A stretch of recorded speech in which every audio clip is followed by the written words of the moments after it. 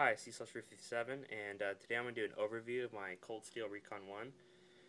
I've had this blade for about 6 months now, and I carry it every day. I EDC it all the time, mainly as a utility knife and self-defense or so. I take it when I go hiking and backpacking, and it has not failed me, and I do not regret buying it whatsoever.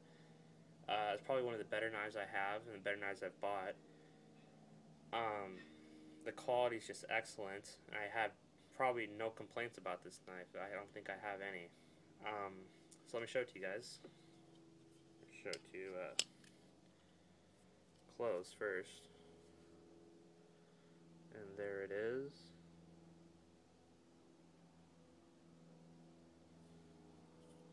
And this is it's a pretty big knife, as you can probably tell. You can kind of see it compared to my hand there. I have a medium-sized hand, so it is pretty big. You can see the Coldsteel logo right there. It does say Taiwan. This knife is made in Taiwan, but that does not interfere with the quality of the blade whatsoever. Show it to you guys opened. You can see there's a little bit of wear right there. I'll talk about that later on. Coldsteel sign. There's the handle, the clip. This way. This is the other side. There's some more wear. Again, talk about that a little bit later.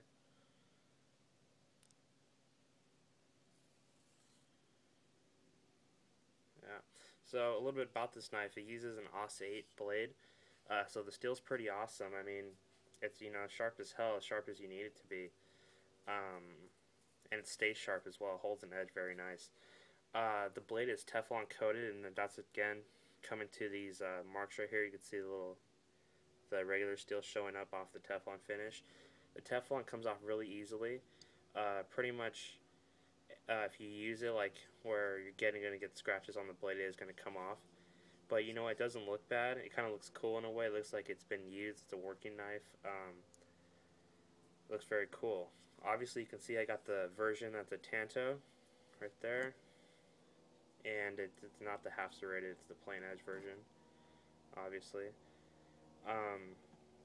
It comes with two pocket clips. This is the right-handed right here. The left-handed goes on here. All you have to do is just unscrew this pocket clip with the Allen wrench and mount it on there with the other pocket, left-handed pocket clip, and you got an ambidextrous, clip there. Moving up a little bit, you got this your lock here. This is the spine lock, and you can see that pushing down. It comes up here, and that's what locks the blade. It's a triad lock. G10 handle. You got the thumb latch right here. This is on the right side for me because I am right-handed. You can reverse this too. All it is, it's a screw right there, a flathead screwdriver. You just take that, unscrew it, switch to this side, and you got yourself the left-handed thumb latch. So as far as I can tell, this knife is it's pretty much an ambidextrous knife, which is extremely cool. Not that I ever care to use the left-handed features, but just for other people who are left-handed, this is a left-handed knife. More about this knife, the triad lock. Supposedly, this is the new lock patented by Coldsteel. They just switched. I think this generation of Recons, they switched over to the triad because of some sort of legal stuff. I think the last lock, I forget what it's called, but it had a latch here where you would pull and then the blade would close after you were holding it back. So supposedly this one's a lot better. I think it was more of a political thing than a practical technical issue. This lock though is awesome. It's supposed to like adjust with the blade so you don't ever have blade play. You can see here the blade does not move whatsoever. You can't tell because I'm shaking, but the blade doesn't move. When it's closed though, when the lock is disengaged, you can see on this side right here, if you look here, you can see that and the shaking's making it look worse than it is, but see how bad it is. Once this thing's open, listen. That is solid. This thing feels like a fixed blade knife, even though it is not, obviously. But yeah, it does feel like you're walking around with a fixed blade knife in your pocket, which is extremely cool. It's cool that you have that kind of capability out of this knife. The grip is excellent. It's a G10, so if you have a knife already like that, you know how rough the texture is. The finger grooves right there for my hand. I have a medium-sized hand again. That fits perfectly for me. You can see here. That is extremely perfect right here. Some people complain that there is no jimping for your thumb here. Just get another grip. Nut Fancy, he has a video on this knife on how to fix that. He puts grip tape like on a skateboard and puts it on the back right there of the lock, and that takes care of the jimping problem. Another thing, back to the grip and how rough the texture is. This pocket clip, I have worn a hole in my jeans from wearing this knife all the time. The G10 has put a hole in my pocket just from pulling out the knife in and out. One way to fix that, None Fancy did a JB Weld under the pocket clip. You can look up his video for that. Check it out. I'm not going to show you guys that. It's too much time. I didn't even do it myself.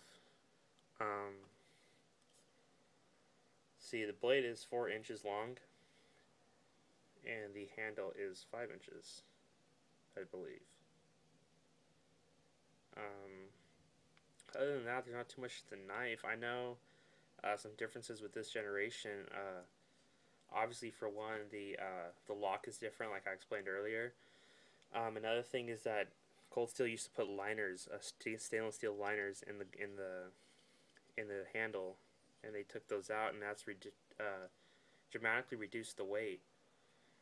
You can barely feel, like this knife is extremely light, all you feel is the blade. You don't really necessarily feel the handle, so it makes it extremely nice to carry. Even though it is a little big, you may think to EDC all the time, it works. It's lightweight enough, and it fits good on the pocket where it's not going to be slipping out on you.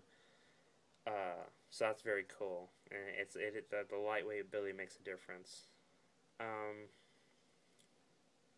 Other than that, there's not really too much more to this knife that I can think of.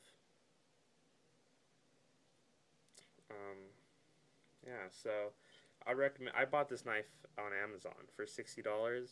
I believe Coldsteel has them for over $100, and then a lot of gun shops I've been to have them for like $89, $90. Some people, I think the cheapest was Turner's Outdoorsman. They had it for $77, and that was on a sale, like a Christmas sale. So these knives are expensive. I would recommend going to Amazon, trying to get it there, because they do have it for a lot cheaper. Possibly eBay if you wanted. That's more of a hassle for me. I don't like going through eBay. Amazon, I really don't have to worry about that too much. You can always pick it up at your local gun shop. They give you a warranty and everything with it. Amazon won't give you a warranty with this knife, so you get some of the perks with if you go through a store, through a dealer. So that might be something to look into. See it there. So overall, I love this knife. This knife has served me well through backpacking trips, hiking trips, going shooting, just as a general utility knife every day. This knife has worked flawlessly. It's always sharp. I've kept it sharp. Actually, I don't ever use a stone. I actually use, here's a little tip, SOG knife sharpener, countertop knife sharpener. I picked this up on Amazon as well. I think it was like $12, $10, something. It was really cheap. It was under 15 bucks, and this works for, I think, AUS 8 steel, RC 56, 57.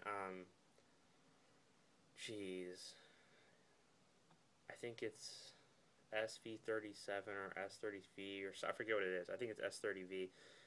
It works for a bunch of steels. This is a SOG sharpener. They say it works with every SOG knife, so any kind of steel SOG uses, which is kind of common within the knife community, like the AUS 8, the RC 56, 57, a lot of the steel they use is pretty common amongst Coldsteel stuff and Spyderco stuff. So definitely it's kind of like a universal sharpener for those knives if you're in that kind of realm of cutlery. And so definitely check this out. All it is that you stick it to a non-porous surface. There's a suction cup here. You pull this latch like that. This is the latch here, and it sticks to the porous surface or the non-porous surface, and then you just simply run your blade through these two little stones. So, and what it does, it takes off steel off the blade. It's very minor. It doesn't ever affect your knife or anything, but it puts a razor's edge on there. So it takes me about 30 seconds to sharpen my cold steel and my SOG knives, and so on a stone it'd probably take me forever, and I'll probably mess up sometimes because I'm a newbie stone sharpener, as I'm sure not all of you are experts either and kind of know where I'm coming from. But definitely look into the SOG countertop knife sharpener. That's kind of all I got for you guys. Again, awesome knife. Check it out. Go to the websites I listed. Try to find yourself a good deal. There it is. If you have any questions, comments, feel free to leave them on there. Get back to you as soon as I possibly can. Just kind of wanted to show you guys the knife. If I can help you with anything, just let me know. Show you close up real quick. Sorry about the lighting. The lighting kind of sucks. I'm in my garage, so it's the only quiet place around here.